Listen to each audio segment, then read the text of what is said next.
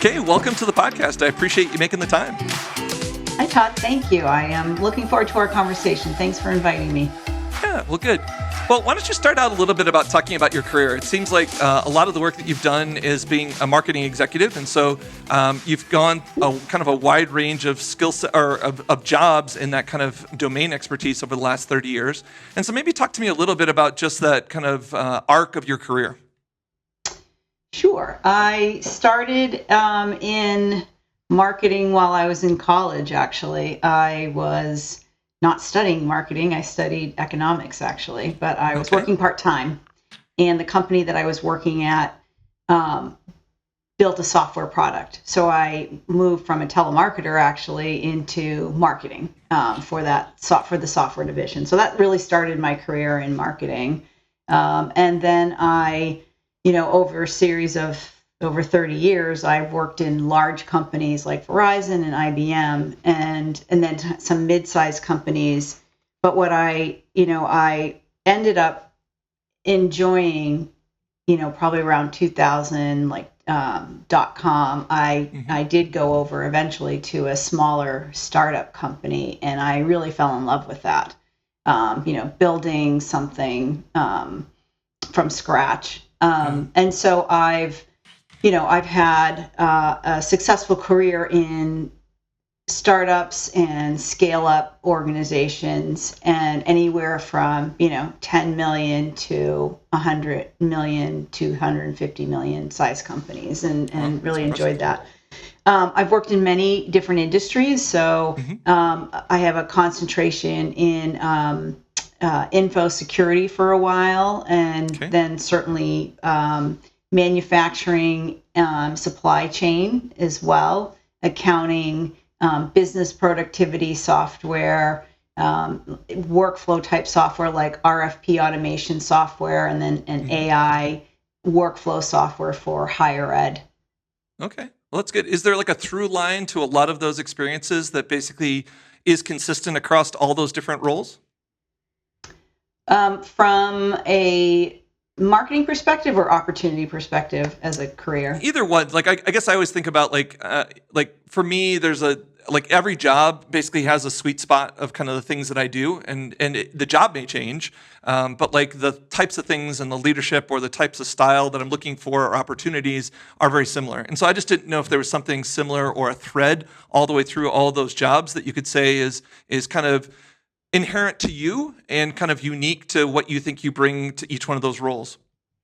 I think eventually in my career, it became companies that had an infusion of cash and they needed rapid growth. They thought there was a problem with the marketing demand gen engine, so they hired me to come in, and that became my career. Yep.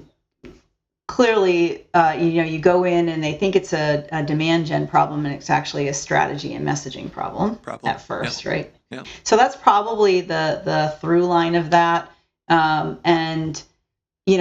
Most of my career, I've always looked at different opportunities of how I wanted to expand my experience in marketing and as a leader. So a lot of times I was very opportunistic about my approach to my career. If there was an opportunity and I felt like I needed to grow expertise as a global leader, that would be my opportunity. Or if it was a particular industry, then I would take that opportunity, or a particular technology or aspect of the technology, whether it was, companies that were focused on brand awareness versus demand gen or revenue, depending on what stage of marketing they were in. So I always looked at the roles based on what I was trying to, what expertise I was trying to gain for my experience.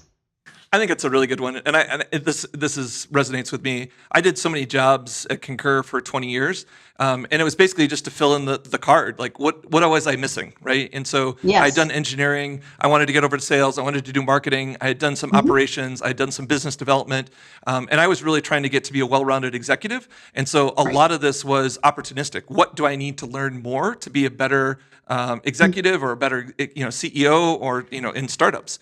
And I think like it created created a career path that it sounds like is very similar to you. You basically, and I think some of this is opportunistic, right? The industry changes over time and they need Right. different skills. And you're basically saying, well, I know 75% of this, that last 25%, I can go learn and I can be credible about figuring it out.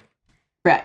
Yes, exactly. And you're right, especially in the marketing side of this, right? Marketing's changed over the years tremendously, and I did have to adapt to that experience. But also, as you said, particular roles. I've been head of a division for a company, so I ran sales, marketing, customer success. I ran my own business for a while because I wanted that full view of an expertise around running an entire business. And all of those things, I think, all of those experiences helped me to be a better CMO. Yeah, no question about it. So you kind of hinted at like just the evolution of how things have changed over your 30 years. I think the level of sophistication that marketing has gotten to today.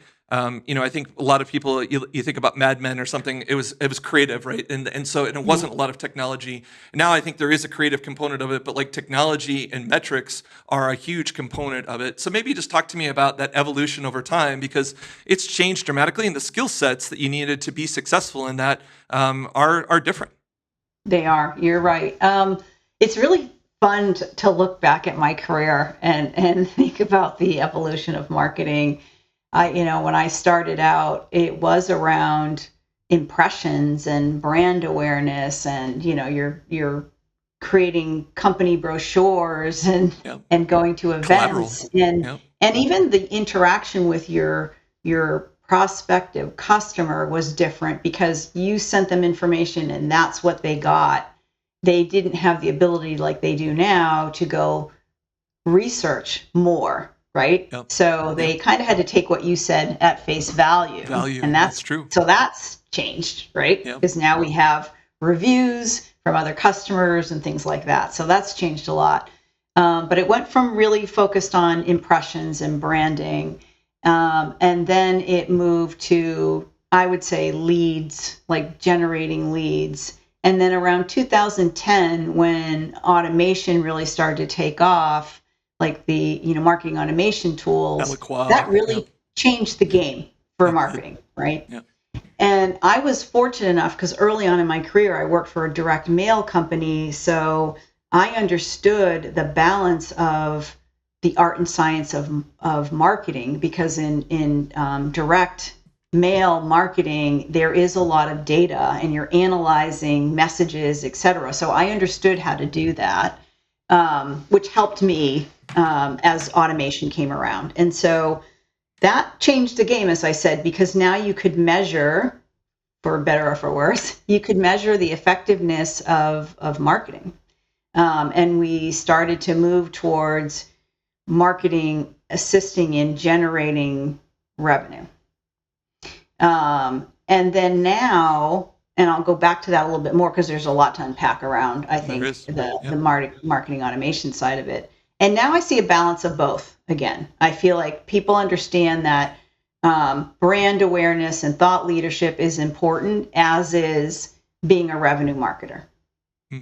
So I've seen this progression, and now I think they're trying to do both. We're all trying to do both. So, but the automation piece of it was interesting in many ways, because marketers now had a number, not a lead number. We had, or I certainly did, and I still go to companies that don't always have this set up, but I had a pipeline number that I had to generate, right? I was sharing that number now with the sales team, how much pipeline I was generating, how much revenue from that pipeline I either generated or marketing either generated or influenced. So the metrics were changing a great deal. It wasn't about leads anymore.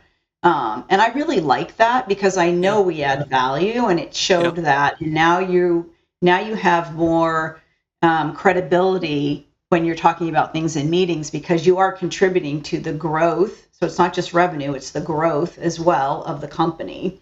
What I also saw shift was the siloed approach between sales and marketing. When I was, first starting out, that could have been, those could be somewhat difficult relationships between a sales and marketing organization. Sales was blaming marketing for poor leads. Marketing was blaming sales because they weren't following up on leads that we thought were great, right?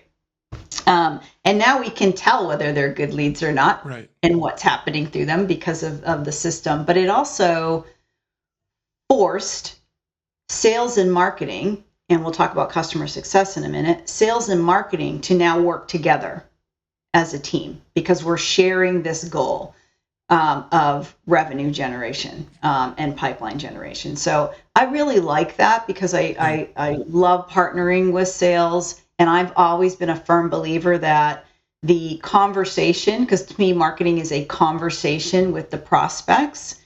I believe that conversation needs to go through the entire stage of a customer journey. And before, it was marketing would say something, and then sales would say whatever they wanted to say, and then customer success would say what they wanted to say. But you can't do that anymore, right? No. So now it's just this common messaging throughout the entire journey, all the way from lead to advocacy of retention and advocacy for a customer. Don't you think that some of that came from like the marketing automation and basically one view of a demand funnel, right? At least in my company, that's kind of how I think we got crystallized until you were in one system where you basically could see conversion from top of the funnel all the way down to closed business. And then retention, like you're saying, from a customer success standpoint. It wasn't until we had that basically everybody was like, oh, we got to all work together. We have to have a unified message. And we can see there's so much transparency about where things in the funnel are breaking down. I absolutely agree with you. It started, usually it should be the other way around, right? Like we have this idea and process, and then we use the systems to support it. I think it was the other way around. I think the systems that we had and the visibility of the systems enabled that type of full funnel thinking and the relationships between sales, marketing, and customer success or customer service. Yeah. It's kind of interesting. It's like Concur was, I would consider a sales and marketing led organization. We probably spent 30 to 40% of our revenue on sales and marketing. And, we didn't always have the best product, but basically we did a lot of things about thought leadership to say, where's the industry going to change? And the bets that we made were good. And so at the end of the day, the market moved, but we could charge a premium. And it was a good eye opener to me about like, that was a pretty big moat where other people maybe had a better mousetrap, but they could not market and sell the same way we did, and certainly the margins were much better. And so I'm kind of curious on, you did something in Verizon that's a much more commoditized industry versus something that maybe has more differentiation. Maybe talk to me a little bit about how that changes over time, because like to me, I've been in other organizations that didn't spend as much in marketing and tried to rely more on product to differentiate and create market share. And it's different, and it's in a lot of cases, in my opinion, it was harder. Yes. Well, I think it depends on the type of product, where it's more of a product-led strategy versus a kind of a sales and value-led, sales-led strategy.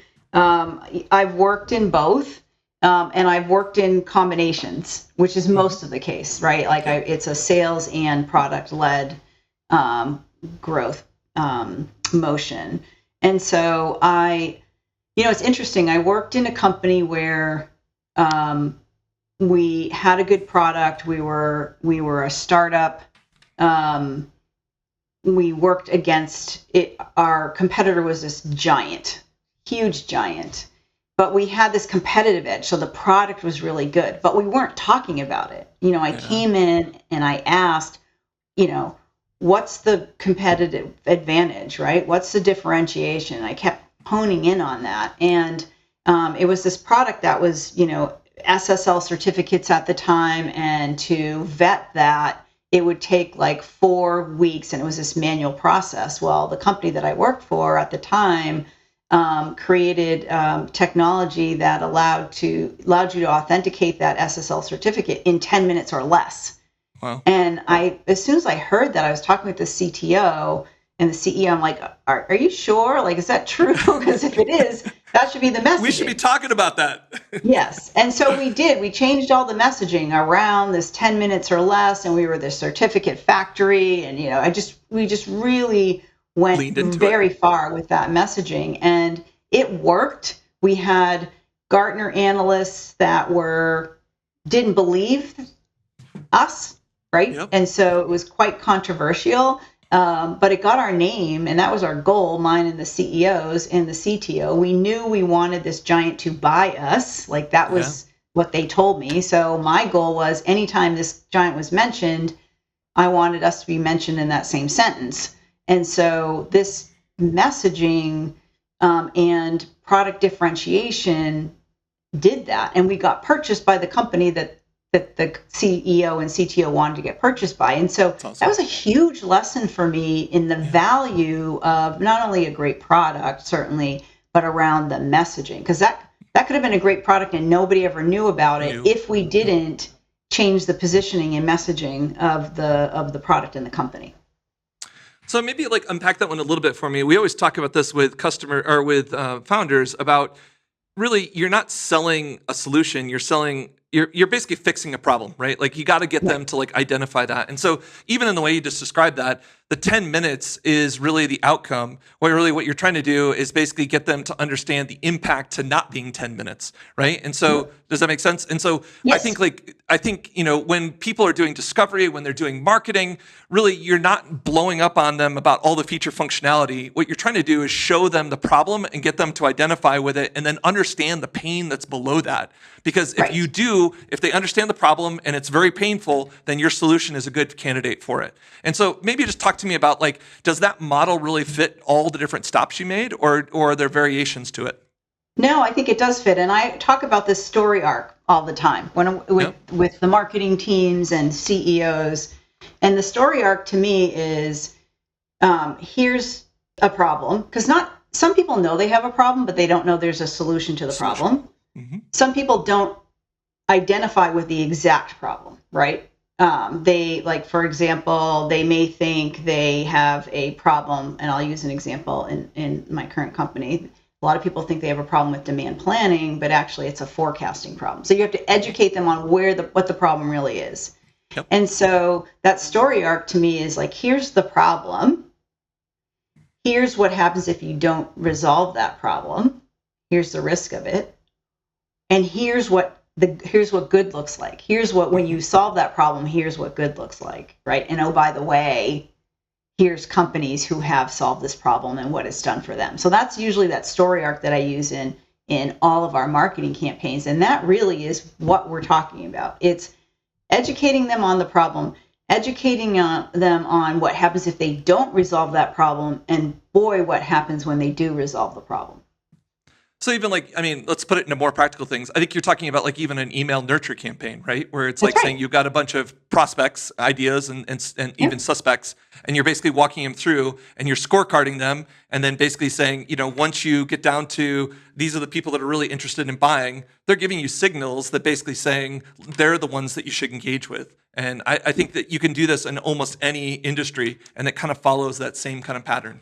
That's right. And email is the easiest one to use that, but you can use it on digital ads as well, right? And sure. And we have to understand that people drop into different parts of that, right? And it's no longer that everyone needs to be educated, because as we said, some people know that they have a problem, but they're dropping in different parts of that, and your team and your programs and your systems need to be able to identify where they are in the journey, and then making sure that you have campaigns based on where they drop in, right? Don't force them from the beginning every time. Yeah, I think it makes sense. Maybe talk to me a little bit about this evolution, right? I think, you and I kind of grew up in a similar spot where it's you had this automation. We had SDRs that were making calls and basically, taking marketing leads, validating some of them, and then setting and doing some level of maybe high level discovery, or sending them to a sales guy to do discovery and actually demo. Now, I mean, the model, at least in the B2B world, some of this is changing, right? I mean, your partnerships are still a channel where maybe there's trusted people that basically have it and they're going to it. Maybe talk to me a little bit about like, is the B2B market space from a marketing perspective changing and getting more diffuse? Are there channels, and obviously this depends on the product that you're selling and who your buyer is, but like talk to me about maybe some of the other channels that are starting to come up that people are looking at and saying, are there more effective ways than email, especially with AI that's just, flooding the zone with maybe stuff that's not very good. And so conversion rates are not as maybe effective as it used to be. So my view of that is, there's a lot of times when I'm in a board meeting and they say, what's working? Tell me, what is it? Google ads? Is it LinkedIn? Is it, organic social? And my response to that, because of my experience with it, is that it's a system and they all have to work for it to work. And so it's not one thing, because you may go research something from social media perspective. I may look at an email. I may watch a video. I may like to read. I may go for my information to a trade show, right? So I always take the stance of you have to be in all of those channels for you to get this repeatable model for your campaigns. I guess it makes sense. And I do think that even like my own world with Wildfire Labs, we did a lot of content marketing to start with, and we thought that would help at the top of the funnel. And it really didn't. It basically was referrals that basically got them to take a look at us. And then basically horizontally, then they're looking at content to say, are these guys credible? And should I put an application in, right? And so it changes. And so I guess my point or my question for you is, let's say you don't have all the resources to do all the channels. You're starting out, you're a small company. Like, how do you start thinking about, do you do the basics where you're kind of saying, look, I'll do email marketing. The social stuff is relatively inexpensive and easy to do. And you're just starting to try to build that ecosystem where it's brand awareness. They're starting to see you. They're starting to associate your company with a solution or a problem that you're trying to articulate. Like, how do you start, right? Like, it's easy to go, I got a huge budget and we're gonna do all of these things. When you have almost nothing and you got to start, where do you start? Yeah, I think that's fair, and I think that it depends on the company, I have to say, and you really have to understand the company, right? So one company that I worked at, which was in higher ed, that was highly relationship dependent. So their peers talked to each other about what solutions they were using in their school. So then if you know that, now that is like smaller regional meetings or events with peers, right? So you have to really understand your industry and how they consume their information before you can make that determination. So yes, social media is relatively free. Email, if you have the list, is relatively free, and you can always do those things, and they're great and supportive for sure. But again, you have to understand, where do your customers go to make a decision or be influenced on your type of technology. I start with that first. Have you done anything or been exposed to like the Sales Safari 101 type stuff at all? Like, have you seen any of that? No. And so it's kind of an interesting thing, because it kind of goes to what you're saying. They do it in almost the customer discovery side, where they're basically saying, don't go interview people, go figure out where they're actually complaining and talking about this problem first. And so it's kind of an interesting concept where you basically, instead of just going and doing 15, 20 calls and hopefully not asking leading questions, you're trying to find them in situ. Where are they doing it? And what you're trying to do is not only identify the problems that they're trying to solve and where they're doing it, but identify channels that basically you can sell to them once you have the product. And it works for some, but it's hard, right? Like, a lot of them are stuck in Reddit and they're basically talking and spooling there. And it's like, okay, that's a channel. But like, it really tries to get you to understand, where are you finding these people and where are they talking about the problems that they're having? And then start there, even at the customer discovery standpoint. Sure. That's hard. Like, that would be hard to be scalable, right? So those are the things eventually you have to think about, the scalability of what you're doing.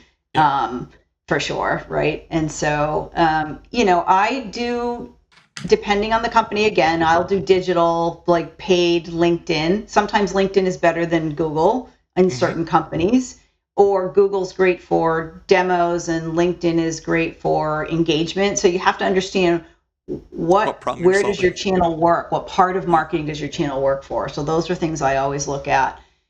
Trade shows can be quite expensive for a startup company, but maybe it's associations. It's a good thing to look at always, and trying to be a member there, or hosting there are sometimes a lot of these associations, if you pay for a meeting space for that month, or have a cocktail hour there, you can meet up and speak with people. So those are good ways to start. It's kind of a little bit grassroots if you're a really small startup. It depends on your budget, right? Your marketing budget.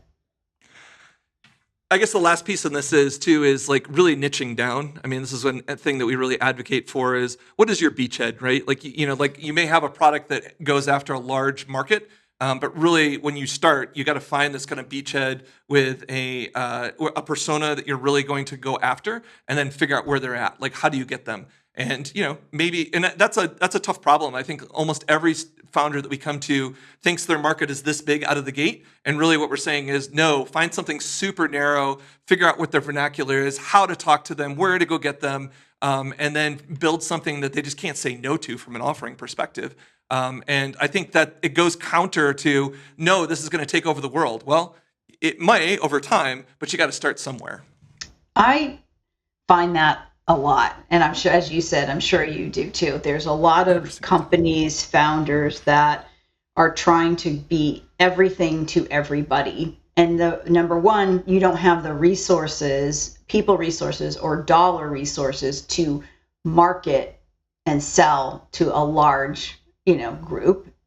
And number two, I doubt it that everybody can use your solution typically, right? And so that is a conversation that I have to have. Sometimes it's a difficult conversation to say, same thing you're saying, like, what is your ideal customer? And if they've sold a couple of things, you start there. Who were they?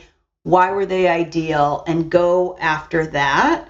Go after that finite group. And now you're building success from a sales perspective. You're understanding the sales process with these people. You're getting referenceable customers, because those are the things that help you scale to the next level. And then you can look at lookalike groups from the ones that you're currently being successful with when you're ready to expand. Yeah, and I mean, this depends on the size, but we always talk about, like, it's kind of guerrilla warfare, the first handful of them, right? Whether it's, 10 or 15 or whatever it happens to be. Right. And what you're looking for is repeatability, right? Is this process getting to be 60, 70, 80% similar? And if you are, then building more of a sales pipeline. So it's not about efficiency right out of the gate. It's about just getting these first couple of customers, and what do you learn from it? What messaging worked? What did you try this time? What was the value prop? Who signed the check? Who are the influencers? You got to get all that. And it takes you a while to figure that out before you can actually say, okay, this process is like 80% repeatable. And if you can get to that, then you can start building assets and automation. But I think so many times they want to run to the automation because they know that's going to get them to get to the scale. But if the foundation isn't right, nothing goes well. Yes, and a lot of times when I've come in, I've have to back everybody up, right, and say, okay, let's really look at, and now I have to do this segmentation analysis of the customers who they did purchase, and again, what does that profile look like? What was the right messaging? So now you have to retest the messaging. So it is better to start and start small and build, because you can make a lot of mistakes and you can waste a lot of money trying to go after all of these people or these groups of prospects when you don't really have all the answers yet that you need. And as you said, it's messaging and the right target audience and the right title, like who are the decision makers, what is the problem you're trying to solve. All of those things need to be figured out first before you try and scale and spend money doing that. Yeah.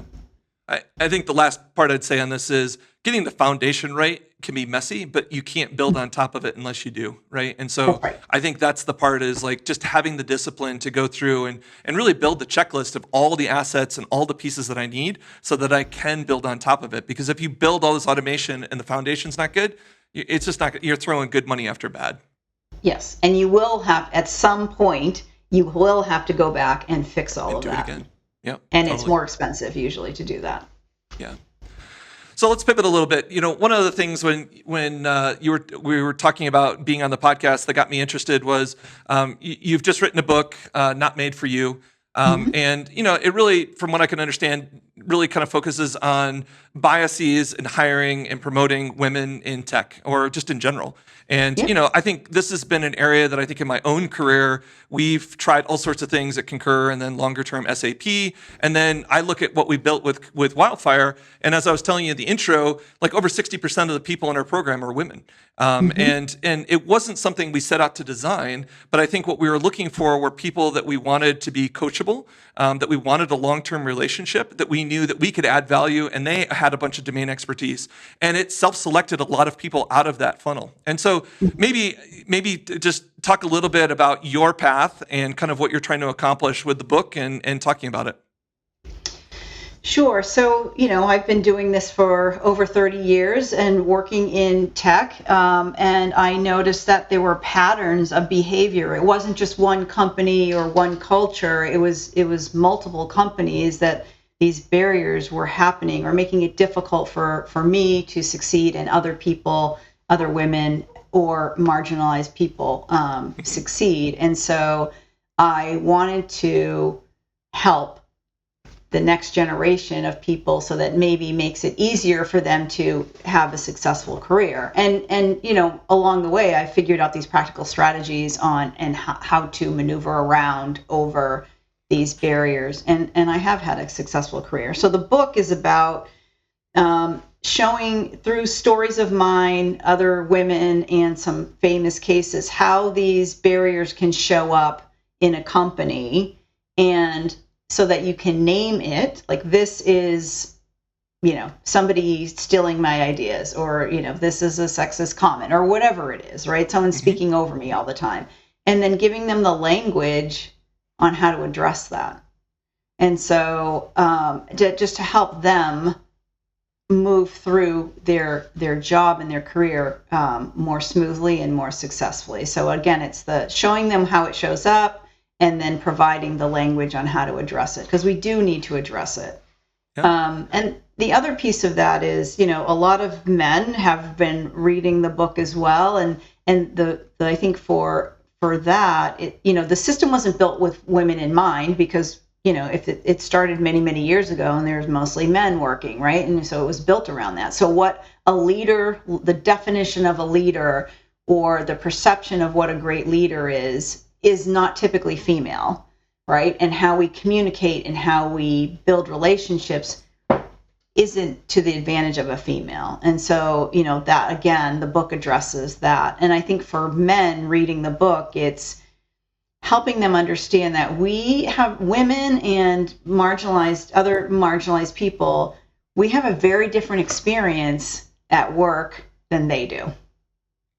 And so recognizing that, and as leaders or founders, auditing your everyday, like looking at what are our hiring practices, or what do we consider great talent? Talent isn't just one perspective. Great talent can come in many forms, but we tend to just narrow that focus of talent and leadership. And then who are we supporting? Like who are we giving guidance to and providing support? Who are we mentoring? Who are we offering special those special assignments that actually help you move your career along? Really auditing that and saying, is it equal?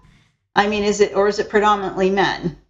Who's being spoken over, who's doing the speaking over in meetings, and just auditing your everyday and making changes, and understanding that we all have bias, and knowing that we have bias, understanding that when you're looking through that lens of, again, what success looks like, what a great leader looks like, what talent looks like, understanding that you have bias and making sure that that bias isn't being filtered through.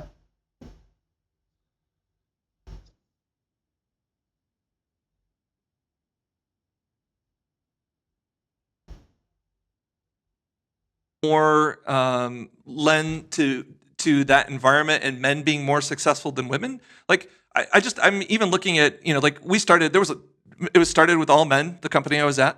Mhm. And I think and it was a little bit of an old boys network, right? I mean, I think like, Mhm. and I think whether it's the language they use or what they appreciated, and I think there were some areas that I think women in the company that I worked with made some big strides and started to raise visibility in a very positive way. One that I can think of, it was on my team, but she basically, we were moving fast and we were growing very quickly. And we had this problem, and everybody wanted to snap to a resolution because that's what we had is a fire. There was a fire. And I think she basically did a really good job with her team of saying, let's understand the problem better. And basically she slowed the process down to get a much better outcome.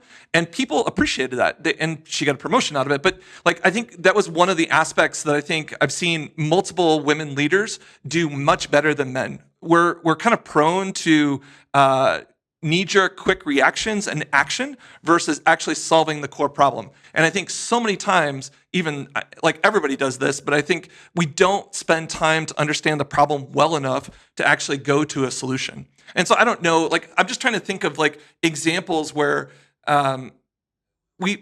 women in our company were just, there was great opportunity that they saw and they capitalized on it. And over time, they got rewarded to it. But even when I left, I mean, there was less than 10% that were in vice president or higher type leadership roles. And we had been under SAP for 2 years. And so there was a lot of, inclusion and diversity type of work that we were trying to do to cultivate and grow leaders across the board.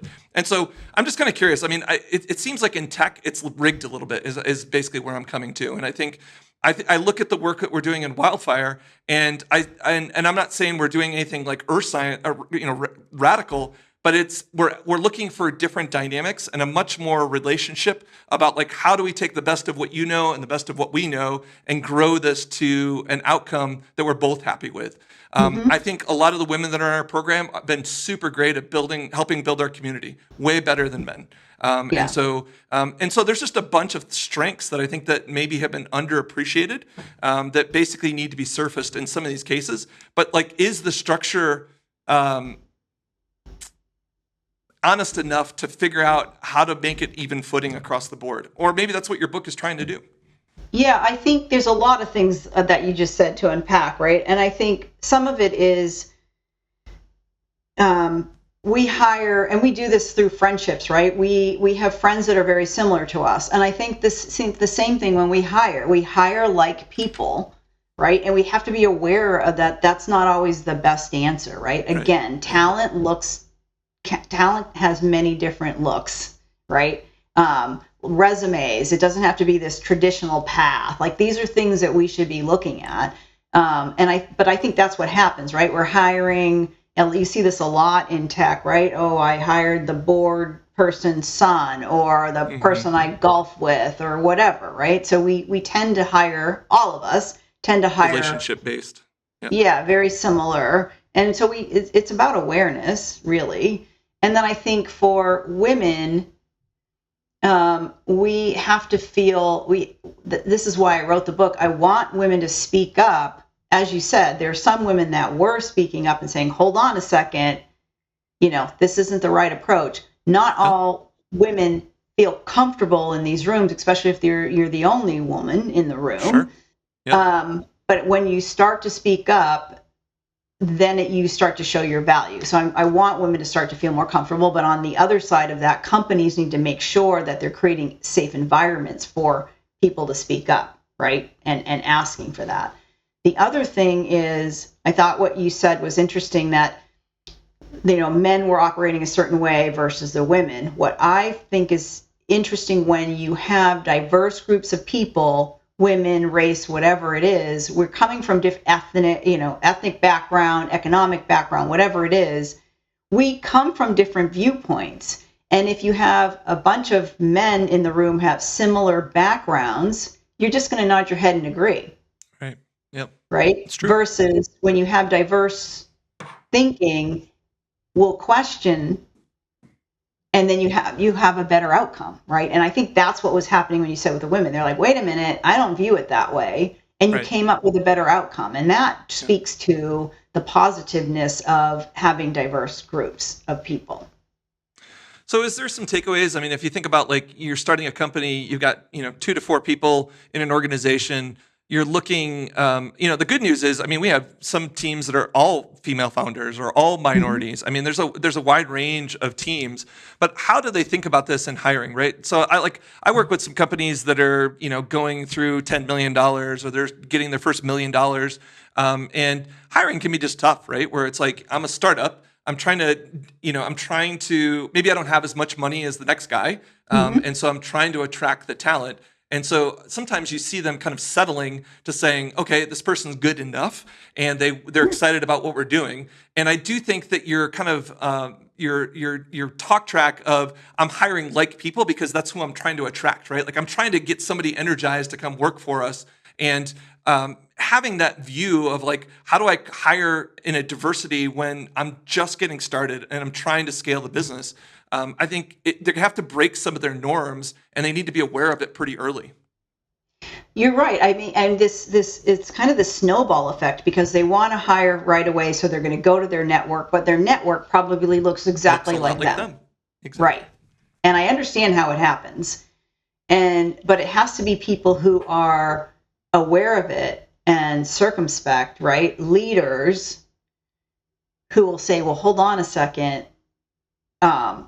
I can still move relatively quickly, but it doesn't have to be the same people, right? There can be diversity." It's me, for example, building teams. I always make sure my teams are typically very diverse. And yes, I could say, I need to move quickly and I'm just going to hire people that I know. But I don't do that because I know that my team will be better if I have a diverse group of people. Yes, in the long term. And so, and that's just has to be the thinking. And there are people who do think that way, and there are companies who do think that way, and then they promote that very much. And then there's companies who don't, right?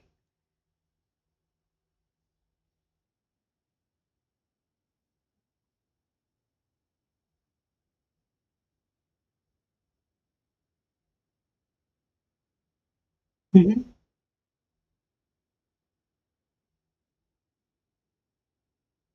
Right.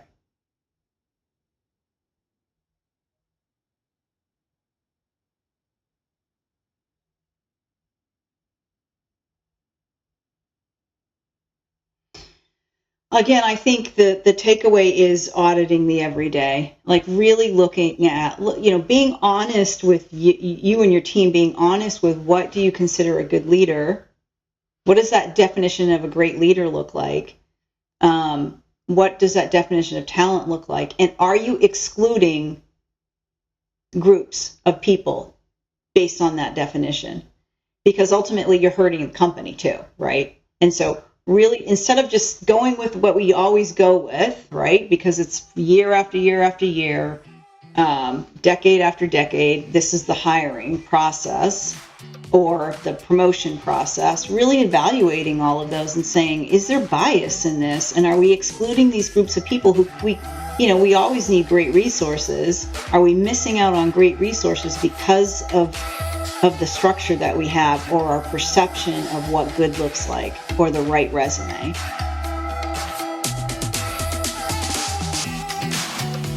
Thanks for listening to Startup Stories from the Treehouse. If you enjoyed this episode, please take a moment to like, follow, or subscribe wherever you get your podcast.